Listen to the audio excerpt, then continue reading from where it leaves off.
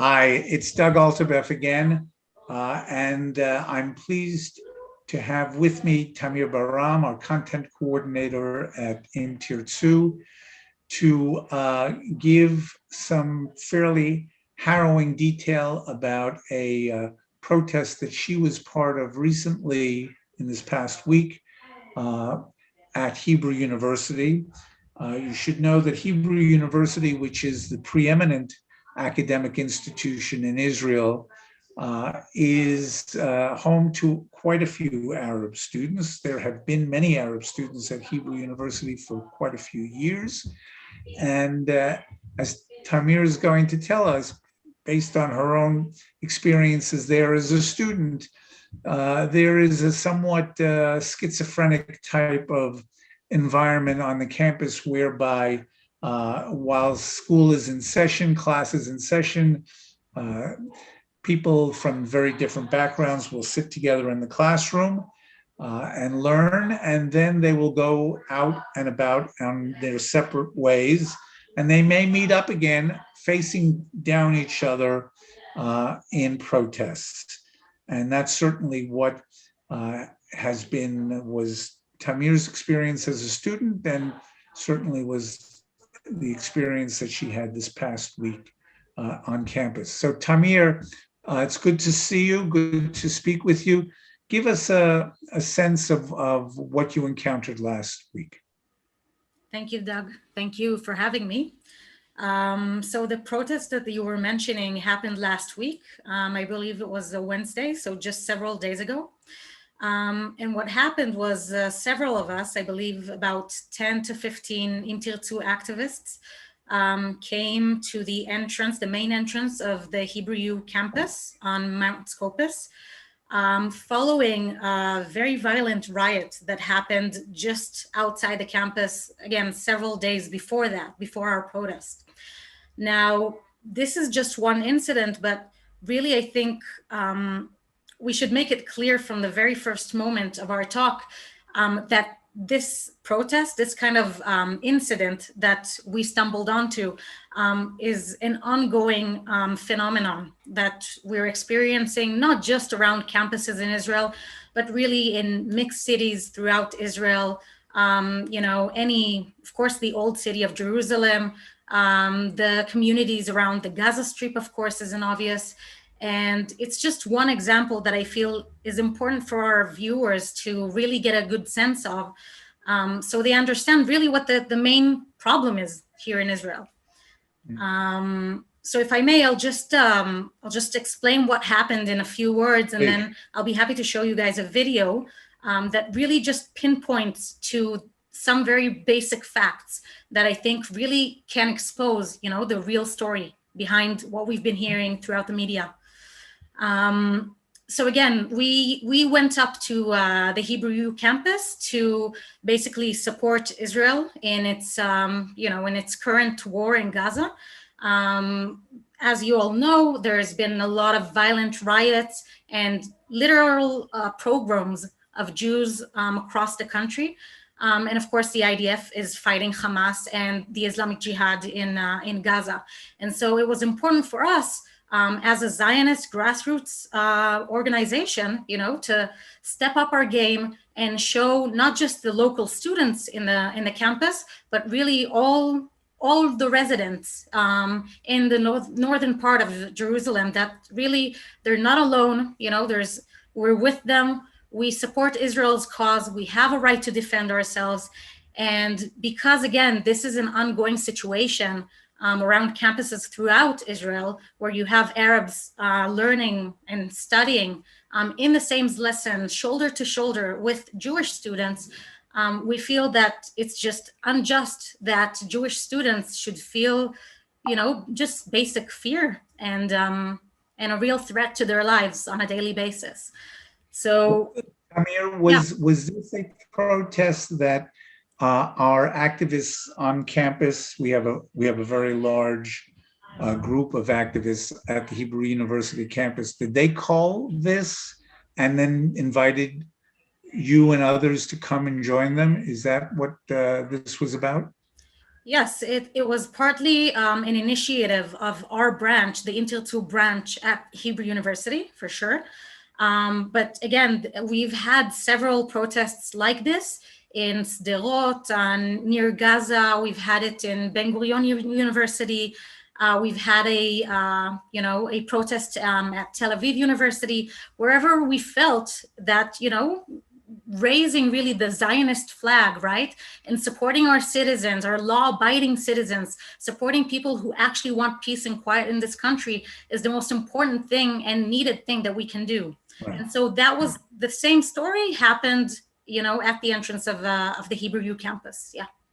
Right. So you gather there, right? You're gathered there, and then what happens? All right, so I'm going to show you the video right now, but just one sentence about that. Once we gathered there, we started the protest, our pro-Israel protest. There was no Arab to be seen. There were only a few bodyguards, private bodyguards, at the entrance of the Hebrew University, which we're used to. Lately, by the way, they've been actually adding personnel and adding security force because of the recent riots. And we were just standing on the other side of the road, as you'll be able to see, across the entrance of the university, wanting to spread the message that we're with law-abiding citizens, we support Israel and we support the IDF. And I'll just show you very quickly what happened. But basically, what you'll be able to see in the first image, in the first video, is really what preceded our protests, and then what happened during our protest, and then I'll be able to explain some more. Okay, so here we go. Can you see? Yes. These are the riots that occurred just several days before our protest. Where you can see the red arrow is the actual entrance to the Hebrew University campus. That's why you have police forces over there. Now, these bombings that you hear are stun grenades that the police is shooting at rioters all around the area. And the arrow that you just saw is where our protest took place. Okay, a couple of days after that. Now, this guy, for example, is not deterred in any way from the stun grenades of the police. And he continues to throw rocks at the police force, at the police cars and the policemen, despite them, doing their best to handle him with stun grenades.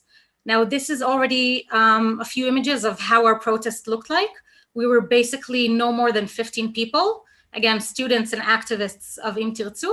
And just after that, you'll be able to see, all the Arabs, I believe at least 50 Arabs that gather around us and kind of like, wanted to threat really our protest by having a supposed protest of their own, because of course they didn't like the idea that, we're able to feel proud and support the country that we live in.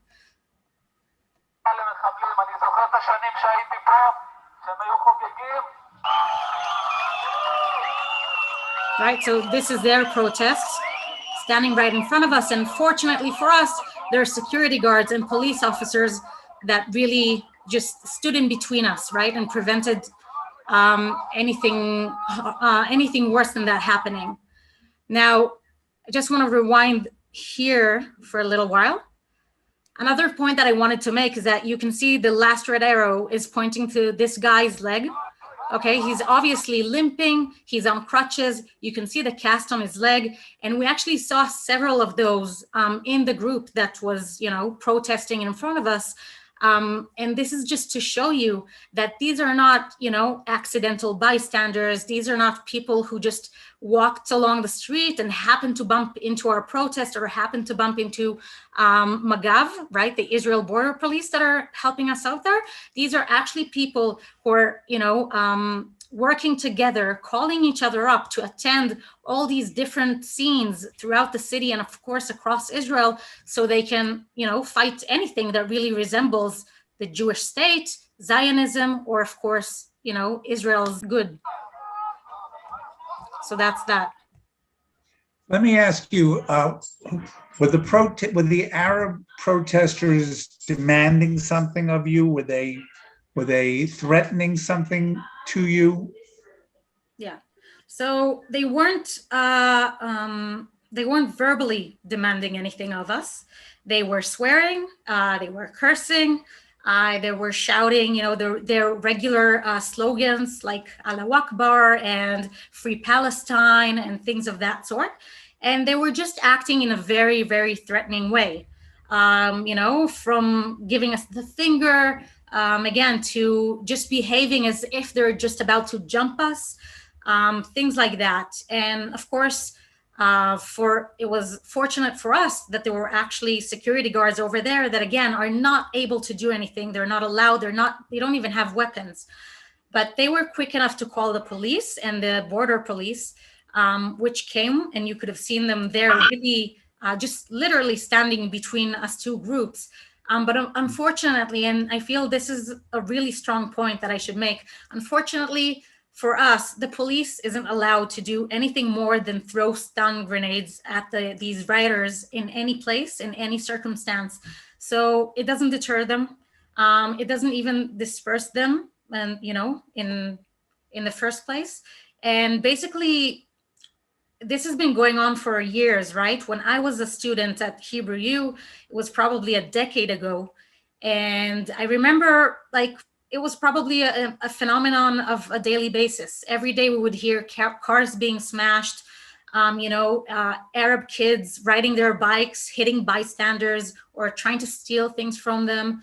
Of course, rocks being thrown, that was an obvious thing, thrown at students, thrown inside the campus ground, just normal things like that. And I'm telling you all of this because I feel that if we're going to continue to, really tolerate this kind of behavior and this kind of reality, not just in Jerusalem, but in Israel as a whole, then we're just going to continue and feel these threats on a daily basis. And I feel like that's really not the point of why neither of us live here, right? Not Arabs nor Jews. I feel like every person in Israel should be able to enjoy complete freedom and basic rights. Is it your sense that the Arab protesters were students, or were they like professional protesters, like you said, sort of just brought there to raise havoc? Right. So I believe something like 90%, at least 90% of the protesters, of the rioters, were professional rioters. It all started by the fact that we could see, right, there's a square and a road that's crossing where we actually were standing, which is the entrance to the campus. And we could see a Palestinian guy riding his motorbike, right? And he sees us with all the flags, and the blue and white shirts and the military shirts, and he stops there. And again, he starts kind of like, behaving in a threatening way like they all did. And the security guards approach him, and they try to reason with him and make him just continue on his way, but he doesn't.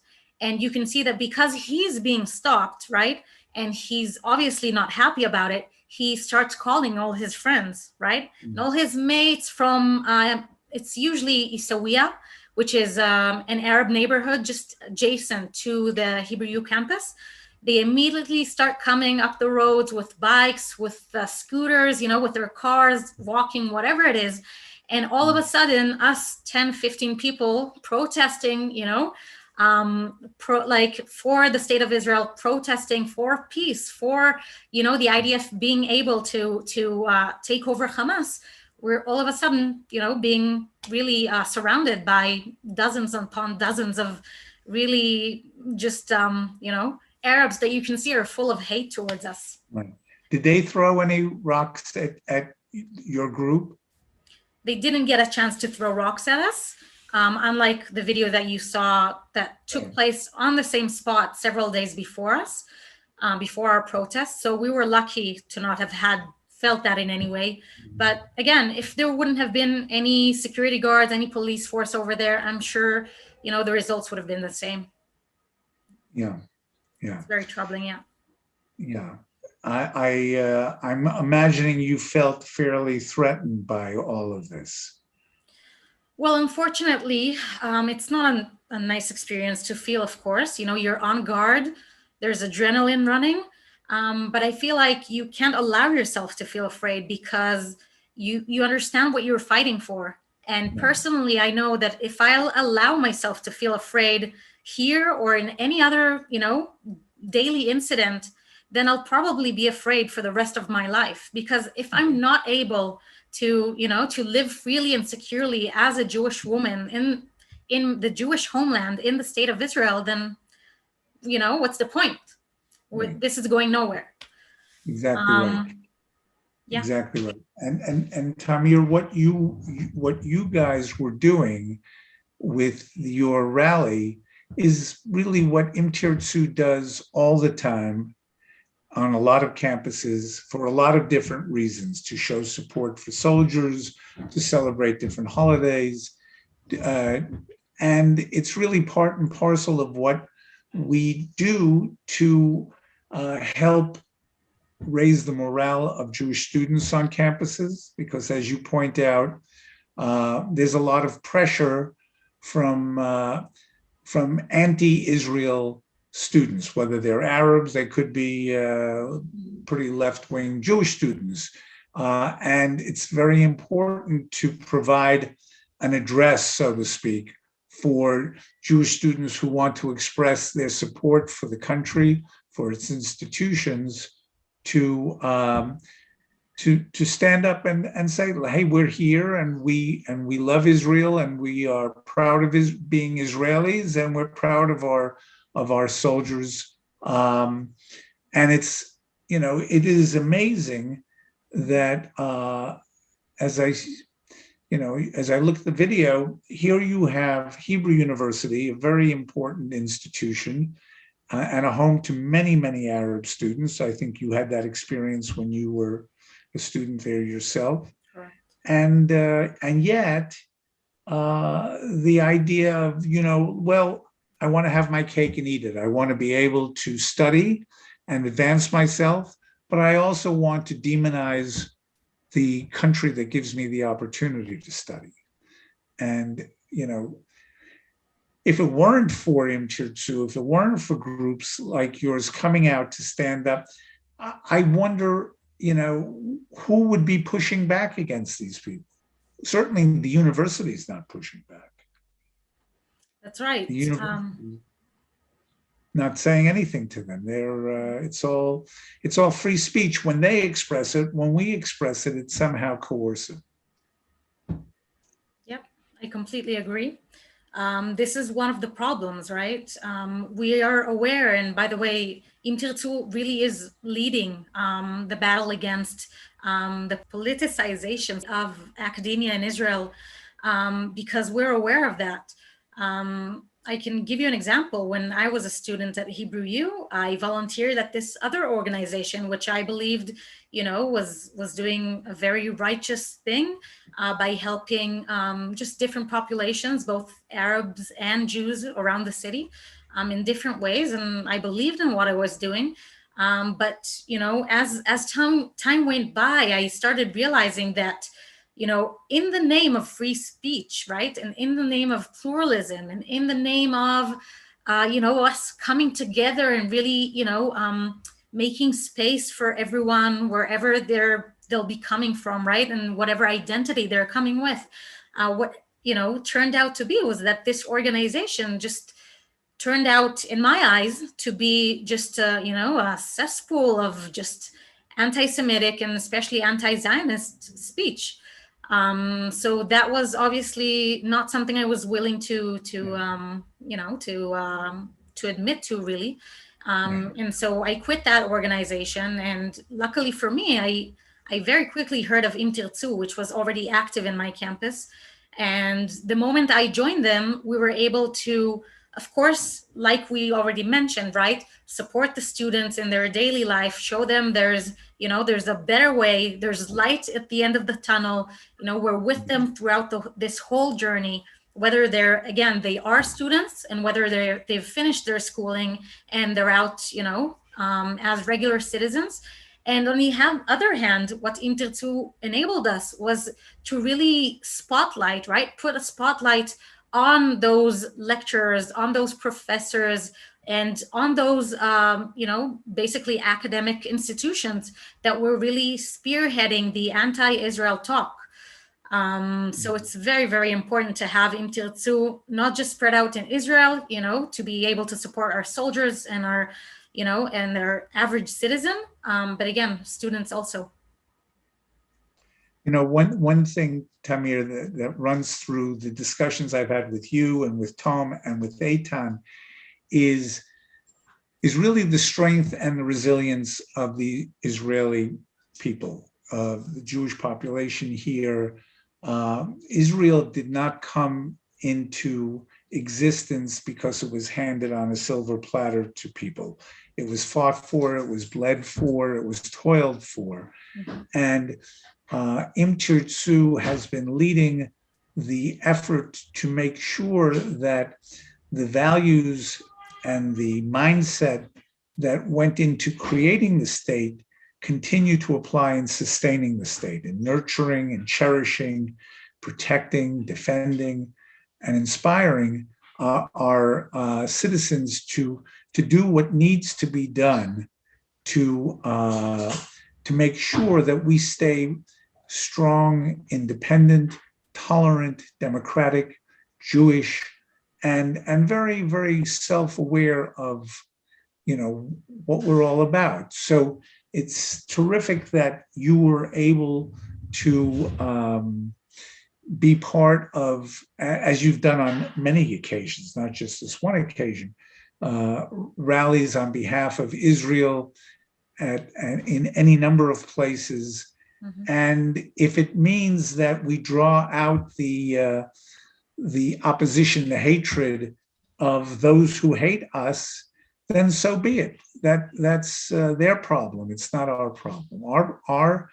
Our challenge and our mission is to make sure that our citizens stand strong and that they know, not just in their hearts, but in their minds, that Israel is a just, humane, and a decent society. So I appreciate your having done that, and I certainly appreciate your taking the time to explain to us what's been going on. So thank you very much. And I couldn't have said it better. You could have, but I'm an old guy, I get to say it. So thank you again, Tamir. Thank you. Bye-bye. Bye-bye.